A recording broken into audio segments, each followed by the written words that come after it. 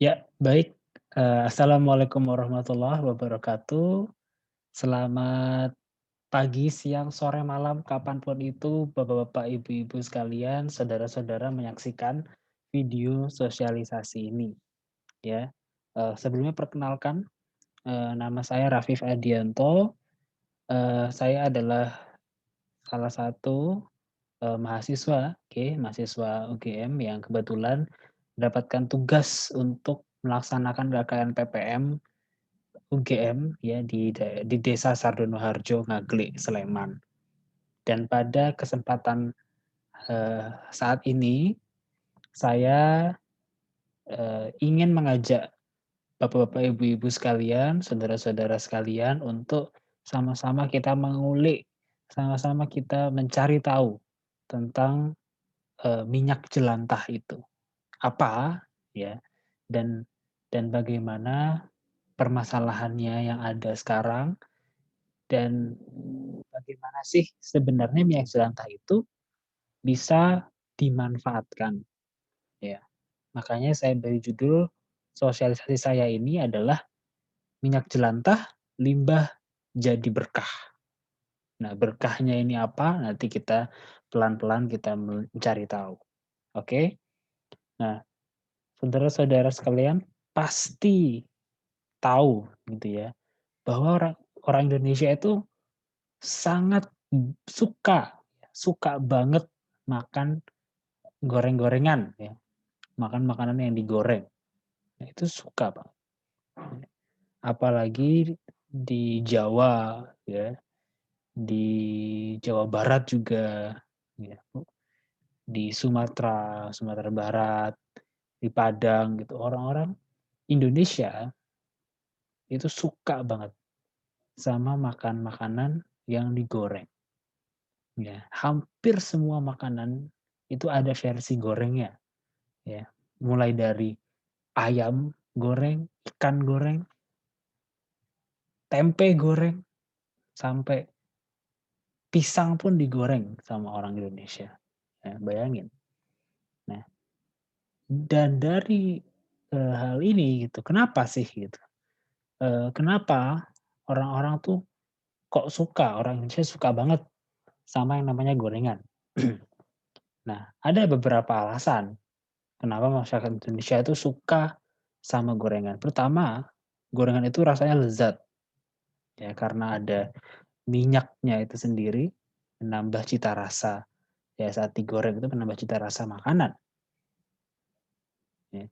Gurih dan renyah, yang namanya minyak namanya gorengan gitu ya, digoreng itu biasanya kalau pakai tepung itu ada bumbunya lagi, makin gurih lah digoreng, dan setelah digoreng itu menjadi renyah, crispy, dan orang-orang tuh suka sama sensasi yang crispy itu. Nah, tapi selain itu, gorengan itu selain enak, tapi juga murah bahan-bahannya, mudah untuk dibuatnya juga. Tinggal tepung, dikasih telur mungkin, ya dikasih air atau apa, ya kita sudah bisa membuat gorengan dan mudah dan cepat membuatnya. Ya, nggak perlu banyak eh, apa namanya bahan-bahan, ya kita bisa membuat suatu makanan yang enak. Dan terakhir tampilannya menarik juga. Ya, manusia itu ya kita itu suka melihat sesuatu yang berwarna cerah ya kayak gorengan ini warna kuning cerah keemasan itu ngelihatnya aja udah bikin ludah keluar gitu, ngiler gitu. Nah, untuk, lebih jelasnya lagi ya, data statistik konsumsi pangan di tahun 2018 ya sekitar 3 tahun lalu menunjukkan bahwa konsumsi gorengan di Indonesia itu semakin meningkat setiap tahunnya.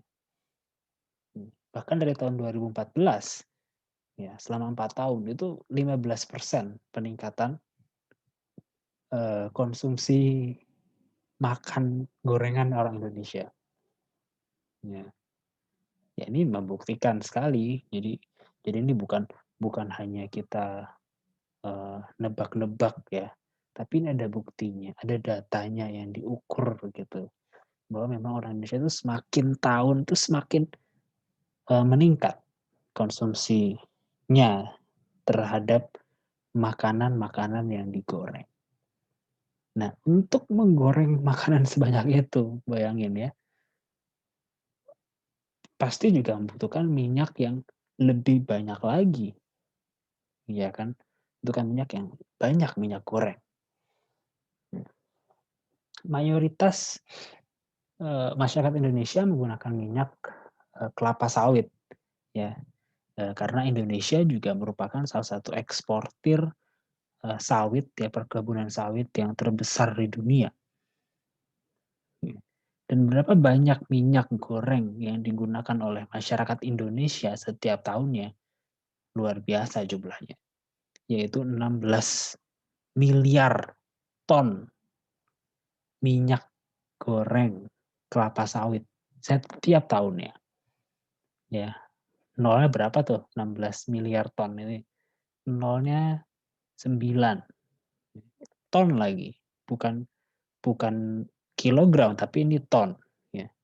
Jadi bisa dibilang banyak banget lah minyak goreng yang dikonsumsi oleh masyarakat Indonesia. Nah, tetapi ya seperti yang Bapak Ibu saudara-saudara sekalian juga pernah alami bahwa minyak goreng itu nggak bisa terus-terusan dipakai berulang-ulang, ya kan? Setelah digoreng sekali, warnanya jadi lebih coklat. Digoreng 2 kali, makin coklat. Digoreng 3 kali, jadi coklat. Dan bahkan ada sisa-sisa remah-remah yang makanan yang kita goreng sebelumnya. Nah, kenapa bisa jadi coklat ini? Ya sebenarnya sama seperti semua, benda gitu ya, kalau dibakar itu kan jadi, eee, hitam ya, karena ada reaksi ya kalau, di dalam ilmunya itu disebut reaksi oksidatif gitu. Jadi istilahnya gampangnya ya jadi gosong gitu. Nah, dan gosongnya ini ya, itu ada reaksi-reaksi tersendiri di dalam minyak itu, yang salah satunya menyebabkan kandungan, lemak jenuh ya, lemak jenuh, lemak yang buruk untuk kesehatan, itu jadi meningkat setelah minyak itu digunakan berkali-kali. Nah, makanya ya, kalau bapak, ibu-ibu semua, cari di internet atau cari kemanapun ya pasti tidak ada yang menyarankan untuk menggunakan minyak goreng berulang-ulang. Paling banyak berapa kali? Paling banyak menggunakan minyak goreng 3 kali dipakai. Maksimal maksimal ya paling banyak. Nggak boleh lebih daripada itu, ya. Ya, kenapa nggak boleh? Karena bahayanya bagi kesehatan itu luar biasa, ya. Minyak ya, dan juga beberapa kandungan senyawa-senyawa yang ada dalam minyak jelantah itu bisa menimbulkan kerusakan-kerusakan di organ kita.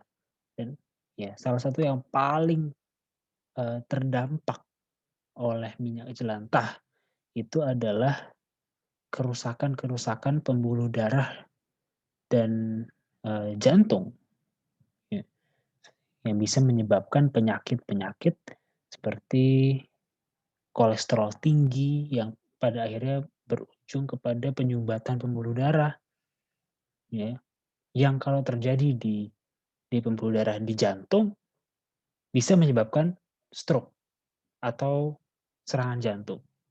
Kalau misalkan yang tersumbat itu ada di otak, bisa menyebabkan, eee, stroke ya, bisa menyebabkan, eee gangguan-gangguan yang lain, gitu.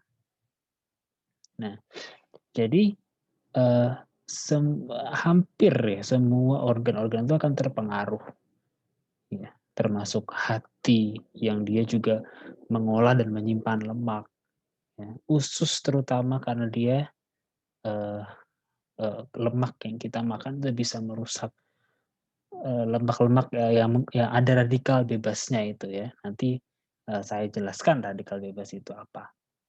Nah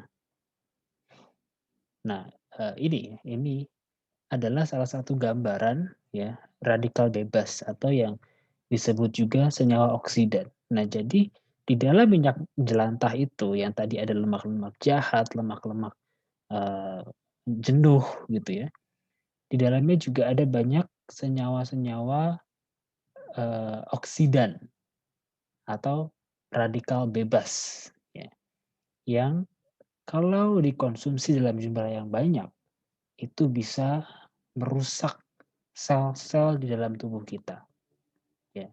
Mirip seperti buah ini, di sini ada gambar tomat yang busuk.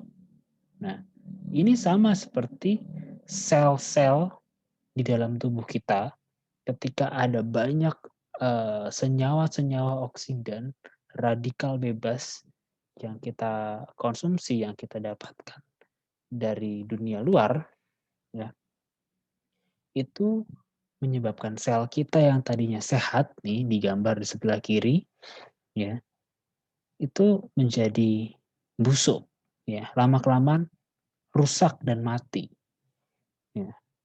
Dan ini salah satu penyebab gangguan-gangguan yang mematikan seperti kanker, ya, atau juga bisa menyebabkan, eee, pikun, ya, atau penyakit Alzheimer. Nah, itu juga disebabkan oleh, radikal bebas dan, kerusakan-kerusakan sel yang terjadi. Nah, tetapi mirisnya, ya, minyak jelantah itu tidak begitu saja, eee, apa namanya, hilang gitu ya. Ya, pasti ada-ada aja minyak jelantah ya, orang yang menggunakan kembali minyak jelantah untuk, keuntungannya ya. Sebagai contoh, pasti bapak-bapak, ibu sekalian pernah mendengar ada tukang gorengan gitu ya, tukang tukang gorengan yang menggoreng menggunakan minyak jelantah yang udah hitam gitu ya, buat digoreng berkali-kali, ya, minyak goreng di pinggir jalan gitu. Nah, ada yang seperti itu, masih ada, masih. Warung-warung juga banyak yang masih, karena mereka tidak sadar atas, eee, potensi atau bahaya minyak jelantah itu untuk menyebabkan penyakit-penyakit, ya maka mereka tetap menggunakan minyak jelantah itu, digunakan untuk menggoreng lebih dari 3 kali, ya. Dan bahkan ya ada berita ini, ya ini walaupun sudah cukup lama ya dari 4 tahun yang lalu ya, tetapi ini sangat, eee, miris gitu ya, bahwa minyak goreng yang curah yang dijual di pasar-pasar ya 20%-nya atau seperlimanya itu adalah minyak jelantah atau oplosan ya, minyak jelantah yang dicampur sama minyak yang baru supaya lebih kelihatan jernih gitu ya, atau mungkin ada juga minyak jelantah yang disaring sedemikian rupa sehingga warnanya menjadi jernih. Nah, ini berbahaya untuk kesehatan, ya. Nah, lalu kalau misalkan tidak boleh kita menggunakan minyak jelantah itu untuk, memasak lagi.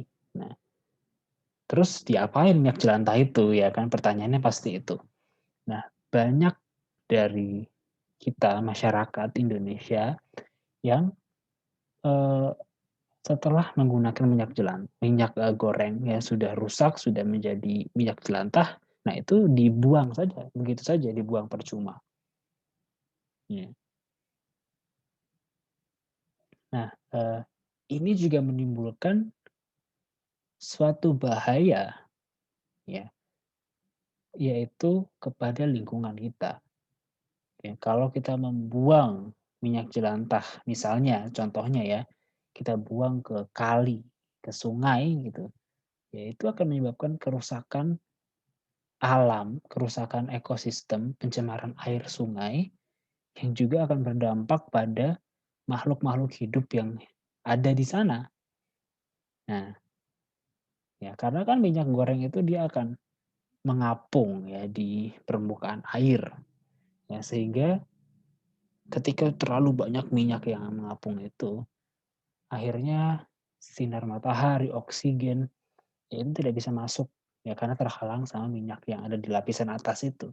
Dan akhirnya ikan-ikan yang di dalam air, itu ya akan mati, ya karena pencemaran itu. Nah, itu hanya salah satu dari bahaya, eee, kalau minyak jelantah itu dibuang begitu saja misalnya ke, eee, lingkungan kita, ya. Begitu juga kalau kita membuang minyak jelantah ke tanah misalnya, ya, atau ke jalanan kita buang begitu aja lah, buang, ya bodo amat gitu.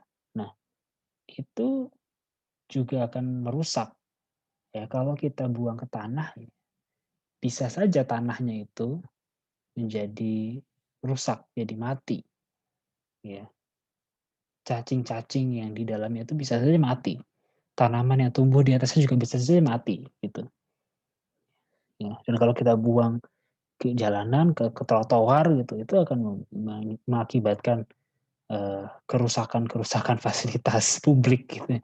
Ya itu juga bahaya gitu kalau misalkan seperti itu. Nah, tapi ada lagi yang mungkin orang, okelah kalau saya tidak boleh buang ke sungai, kalau saya tidak boleh buang ke tanah gitu, ya buang aja ke toilet, buang ajalah ke wastafel, ke tempat cucian piring gitu kan. Nah, tapi justru ini juga mengakibatkan, permasalahan yang cukup, serius juga gitu, cukup serius, ya. Karena minyak, jelantah itu kan karena dia, minyak gitu ya, itu, bisa, menyumbat, pipa tersebut, pipa pembuangan itu, ya baik itu pipa pembuangan dari toilet maupun dari wastafel, ya karena kan lemak, ya jadi menyumbat pipa itu tadi, ya sehingga akibatnya adalah tersumbat, ya. Kalau misalkan tersumbat ya susah gitu, harus panggil, tukang pipa atau tukang sedot WC untuk memperbaiki pipa tersumbat itu kan, lumayan gitu ya, menyusahkan diri sendiri kalau kita membuang minyak jelantah ke toilet atau ke wastafel. Nah, ini nih gambarnya di sebelah kanan, ya. Minyak jelantah apalagi yang sudah tercampur sama, bekas-bekas, makanan yang digoreng gitu ya, kita masak ikan goreng, kita masak ayam goreng, dibuang begitu saja ke pipa-pipa, ke wastafel gitu. Nah, itu akan pelan-pelan akan menumpuk dan menghambat, menyumbat ya pipa tersebut. Nah, sebenarnya mirip banget, mirip sekali sama, kondisi pembuluh darah kita. Pembuluh darah di dalam tubuh kita gitu ya, ketika ada banyak, lemak-lemak ya atau minyak-minyak, ya itu bisa menyebabkan, eee, penyumbatan juga sama kayak pipa itu gitu loh, ya. Nah ini yang bisa menyebabkan stroke ya, eee, serangan jantung dan lain sebagainya itu ya karena penyumbatan lemak ini. Nah, itu permasalahan ya. Nah lalu bagaimana solusinya? Ya tentu kalau kita tidak boleh memakan atau mengonsumsi minyak jelantah karena berbahaya untuk kesehatan dan tidak boleh kita buang percuma minyak jelantah itu, ya kenapa tidak kita simpan? Ya maksudnya kita kumpulkan dulu, ya jangan dibuang begitu saja. Ya. Kenapa? Karena ternyata minyak jelantah ini masih punya nilai, ya masih ada orang yang bisa memanfaatkan minyak jelantah ini menghasilkan, uang gitu ya, menghasilkan keuntungan-keuntungan dari minyak jelantah, ya. Nah, di gambar sebelah kanan ini ada, cara penjernihan minyak jelantah ya. Ya, banyak metodenya, ada yang menggunakan, eee, karbon aktif, arang ya, dari arang, arang tempurung kelapa, ada yang dari kulit pisang, macam-macam inovasi-inovasi, penjernihan minyak. Nah, tetapi, yang ingin saya tekankan adalah walaupun minyak jelantah itu dijernihkan ya, tidak bisa menjamin bahwa minyak jelantah itu, eee, sehat gitu loh. Bisa saja walaupun sudah jernih tapi tetap di dalamnya itu ada senyawa-senyawa, ada zat-zat yang tadi, yang bisa menyebabkan, berbagai macam penyakit kalau dikonsumsi. Nah, jadi tetap saja ya, saya menyarankan walaupun sudah dijernihkan, pun ya, minyak jelantah itu tetap saja tidak boleh dikonsumsi. Nah, lalu buat apa minyak jelantah ini yang sudah dibersihkan, disaring, dan lain sebagainya. Nah, ini bisa digunakan untuk hal-hal sederhana, seperti misalnya kita bisa membuat sabun cuci piring atau sabun baju, ya, menggunakan bahan baku minyak jelantah. Nah, ya, saya tekankan ya, ini sabun untuk, eee, cuci piring atau cuci baju, ya, bukan sabun mandi, ya. Karena kembali lagi ini kan minyak jelantah dan kita nggak pernah tahu ada zat apa dalam situ, kita menggoreng apa kan beda-beda, ya. Ketika itu nanti digunakan untuk, mandi ya, diusapkan ke kulit kita belum tentu, eee, hasilnya akan bagus, ya bisa saja kulitnya justru menjadi rusak kalau kita menggunakan sabun dari minyak jelantah itu. Nah, makanya, eee, sabun dari minyak jelantah itu hanya boleh digunakan untuk, sebagai cuci piring atau sebagai, cuci baju yang, tidak begitu membahayakan lah untuk kulit gitu. Nah, eee, karena KKN ini online gitu ya, kalau misalkan offline, ya mungkin kami bisa, eee, kita bisa praktek gitu bagaimana membuat sabun, ya. Tetapi karena ini online, saya mengambil video dari YouTube ya, dari, Sustainable Indonesia ya, cara untuk membuat sabun dari bahan baku minyak jelantah. Ayo kita saksikan terlebih dahulu videonya. Halo teman-teman, saya Nada. Di video ini kita mau membuat sabun dari minyak jelantah. Jadi kalau minyak jelantah biasanya dibuang ke pembuangan air atau ditaruh di tempat sampah, itu nanti akan terjadi pencemaran lingkungan gitu. Jadi daripada jadi sampah, jadi limbah, kita bisa olah untuk jadi sesuatu yang berguna. Apa aja yang perlu disiapkan? Pertama-tama, sebelum memulai membuat sabun, kita harus sediakan proteksi tubuh, yaitu kacamata, sarung tangan, dan masker. Jadi ini sangat penting karena kenapa? Karena kita akan menggunakan soda api. Ya, jadi dalam pembuatan sabun minyak jelantah ini, bahan-bahan yang diperlukan adalah minyak yang sudah direndam dengan arang. Nanti setelah ini akan kami kasih lihat proses penyaringannya. Lalu ada larutan soda api. Nanti juga setelah ini ada video melarutkan soda api.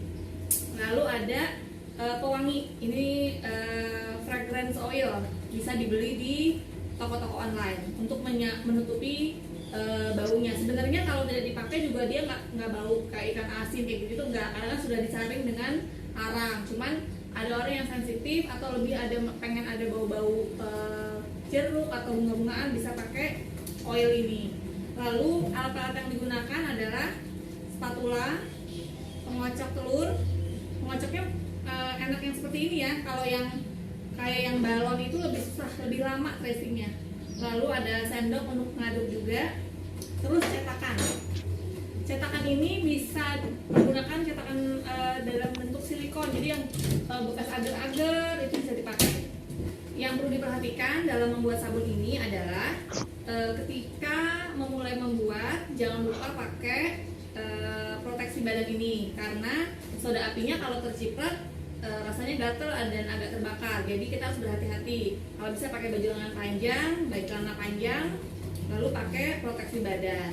Terus pastikan juga tidak ada anak-anak di sekitar kita atau hewan peliharaan. Takutnya dia nyenggol-nyenggol terus tumpah gitu, sangat berbahaya. Lalu pastikan barang-barang yang sudah buat untuk sabun tidak digunakan lagi untuk memasak. Jadi kita pisahkan alat-alatnya, disendirikan untuk memasak sendiri, untuk bikin sabun sendiri. Untuk pengaduknya bisa pakai ember-ember seperti ini. Tapi kalau cetakan dan tempat melarutkan soda api, pastikan tahan panas. Sebelum diolah, minyak jelantah direndam dulu dengan arang selama 24 jam. Setelah itu saring menggunakan kaos bekas dan kemudian minyak siap digunakan untuk membuat sabun. Siapkan 128 soda api dan 360 gram air. Pastikan untuk mencampurnya dilakukan di luar karena ketika mencampur soda api ke air akan ada uap yang tidak baik untuk pernafasan.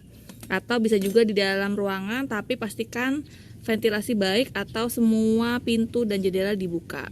Juga jangan lupa jauhkan soda api dan larutannya ini dari anak-anak dan binatang karena sangat berbahaya. Baik, kita campur ya. Soda api dicampur ke air, bukan sebaliknya ya.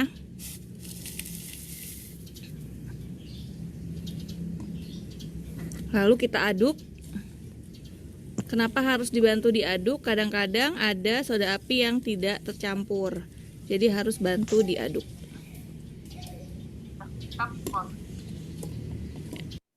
Gunakan wadah yang tahan panas karena nanti suhunya akan sangat meningkat sampai mendekati mendidih. Jadi pastikan kontainernya tahan panas. Kita tunggu setengah jam sampai 1 jam sampai suhunya turun ke 30 sampai 40 derajat, baru siap digunakan untuk membuat sabun. Terus banyak bahan-bahan yang orang udah beli aja, beli online lah. Jangan lupa untuk ngecek larutan soda apinya. Kadang-kadang ada soda api yang tidak larut, jadi harus diaduk kembali. Sekarang kita mulai buat ya. Saya sudah pakai sarung tangan. Saya tidak pakai kacamata lagi karena sudah pakai kacamata. Masker itu dipergunakan ketika untuk menyampur soda api dengan air karena ada uapnya. Uapnya itu lumayan bikin nggak enak pernafasan. Gitu. Yuk kita mulai. Ini minyak jelantah yang sudah direndam dengan arang dan disaring. Lalu kita campur dengan larutan soda api.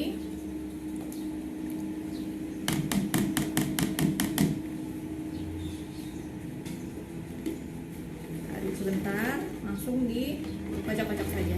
Lihat warnanya langsung agak ada perubahan ya, kayak coklat muda seperti itu.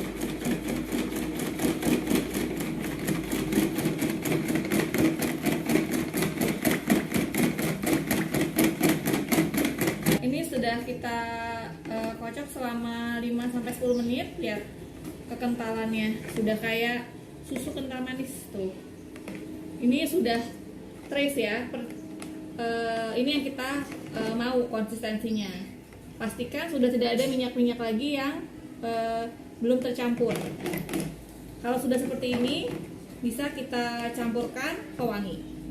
Sekarang kita tambahkan pewangi. Pewangi ini selera ya, karena orang terhadap pewangi ini beda-beda. Kalau saya 2 sendok makan saja sudah cukup. 2. Diaduk lagi biar rata.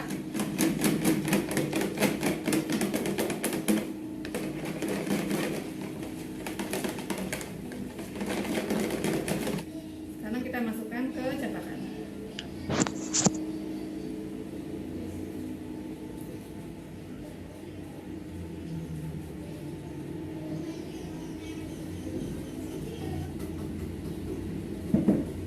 Sudah jadi.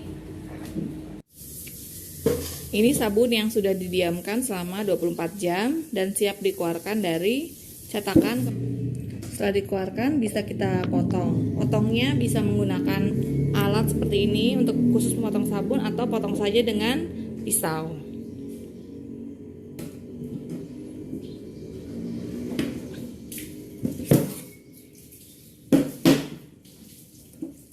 Ya, hasilnya seperti ini sabunnya. Setelah dipotong-potong, sabun ini didiamkan di udara terbuka selama 4 minggu. Setelah 4 minggu dia akan set, akan lebih keras, dan proses curingnya akan sempurna. Jadi NaOH-nya udah menguap, airnya sudah menguap. Setelah 4 minggu dari proses pembuatan kemarin, sabun siap digunakan.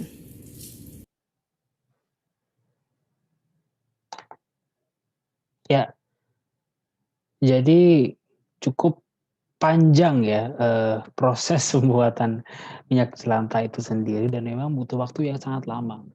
Butuh waktu sekitar 4 minggu tadi dikatakan dalam video ya. Beberapa ada yang bilang 2 minggu, ada yang mengatakan sebulan. Nah itu ya 4 minggu lah ya rata-rata kalau untuk membuat sabun ya. Kalau Bapak Ibu sekalian lihat, ada banyak yang sudah melakukan hal itu, sabun ya, eee, dibuat dari minyak jelantah lalu dijual ya, oleh ibu-ibu PKK atau, eee, masyarakat. Nah itu sudah banyak sebenarnya yang seperti itu. Nah tetapi, eee, lalu bagaimana gitu kalau misalkan kita tidak punya alat-alat, tidak punya waktu, atau bahkan tidak punya keinginan untuk mengolah minyak jelantah tadi menjadi sabun atau menjadi barang-barang lain yang memiliki nilai lebih, ya. Seperti misalkan lilin dan lain sebagainya gitu. Karena bisa juga minyak jelantah dijadikan lilin ya, atau lilin aromaterapi dan lain sebagainya. Tapi kalau tidak bisa kita lakukan itu, kalau kita males lah, ngapain sih bikin sabun. Nah, apa yang bisa kita lakukan? Nah, hal yang paling sederhana yang bisa kita lakukan adalah kita, mengumpulkan minyak jelantah itu ya ke dalam botol-botol, bekas ya, botol-botol minum bekas yang mungkin 1 liter, 2 liter itu ya, 1,5 liter itu. Nah itu, kalau bisa sudah dikumpulkan, sudah disaring ya, dan ya setelah dikumpulkan diapain? Nah, setelah dikumpulkan itu kita bisa menjual minyak jelantah itu kepada pengepul, ya, atau kepada, eee, lembaga swadaya masyarakat, atau eee, ke bank sampah, atau ke TPS 3R yang bisa menerima, minyak jelantah. Nah, masih ada loh yang mau membeli minyak jelantah itu, ya. Minyak jelantah itu masih masih bisa dibeli. Nah, dari beberapa, yang saya cari tahu ya, dan juga saya juga menghubungi, eee, pihak minyak jelantah Jogja ya, salah satu minyak jelantah yang ada di Jogja ya, lumayan dekat ya dari Ngaglik. Nah, eee, berapa harga minyak jelantah yang, ditawarkan oleh pengepul itu kepada masyarakat ya. 1 liter minyak jelantah itu diberi harga sekitar, 3.500 ya, sampai ya 5.000. Nah, itu untuk 1 liter. Nah, jadi walaupun mungkin bukan uang yang jumlah yang banyak ya, 1 liter 5.000 gitu ya. Tetapi, eee, kalau kita, kumpulkan tetap aja jumlahnya banyak, dan itu lebih lebih bermakna daripada kita membuang minyak jelantah itu secara percuma, kita buang, ke saluran air atau ke tanah atau ke sungai atau ke trotoar atau ke mana pun itu. Ya tentu akan lebih menguntungkan kalau kita lihat dari sudut pandang ekonomi, ya. Misalkan di sini ada di gambarnya ya, "Anda punya minyak goreng bekas, jangan dibuang, kami beli." Nah sebenarnya, mereka ini, para pengepul ini akan menggunakan minyak jelantah kita itu untuk apa sih? Apakah dijual lagi atau apa ya? Ya, ternyata ya, minyak jelantah yang, dikumpulkan itu ya, itu akan diolah lebih lanjut lagi. Nah, ini ada gambar nih, entah ini benar atau tidak, ini bisa ditukar jadi tabungan emas di Pegadaian. Nah, di kanannya ada gambar TPS 3R Brahmamuda ya yang ada di Sadono-Harjo. Nah, itu saya juga sudah menghubungi pihak itu dan mereka juga bisa dan menerima atau menampung minyak jelantah dari warga. Nah, nanti dijual ke pengepul. Nah, semua minyak jelantah yang dikumpulkan itu dan dijual ke pengepul itu nantinya akan diolah ya menjadi biodiesel. Ya. Tadi tuh minyak jelantah dijual dengan harga 3.000 4.000 per liternya. Nah, jadi biodiesel itu apa sih? Itu adalah bahan bakar ramah lingkungan yang sekarang digandrungi oleh masyarakat di seluruh dunia karena itu ramah lingkungan. Nah, bahkan kalau bapak-bapak, ibu-ibu sekalian tahu, saudara-saudara sekalian juga bisa mencari di Google atau di internet ya. Ternyata Indonesia itu adalah negara yang cukup tinggi ekspor minyak jelantahnya atau ekspor biodieselnya ke seluruh dunia. Ya. Dan yang menerima minyak jelantah dari Indonesia itu atau biodiesel dari jelantah itu ternyata negara-negara yang maju gitu seperti Amerika, Inggris, Belanda, Jepang, Korea Selatan, Singapura, negara tetangga kita, Tiongkok, Finlandia. Nah, dan pada akhirnya minyak jelantah yang kita kumpulkan dan kita jual ke pengepul dan pengepul akan mengirimnya lagi ke perusahaan lebih besar yang mungkin akan diolah di sana lalu diekspor ke seluruh dunia. Nah, itu juga bisa menjadi pemasukan penggerak perekonomian negara. Ya. Tapi selain itu juga kita juga melihat dari sudut pandang lingkungannya dan kesehatannya dengan kita mengumpulkan dan memberikan minyak jelantah itu ke orang-orang, ke pengepul-pengepul yang terpercaya, yang mereka mungkin sudah punya gitu ya, semacam koneksi kepada perusahaan yang akan mengekspor itu. Nah, itu akan ya digunakan untuk hal yang baik ya.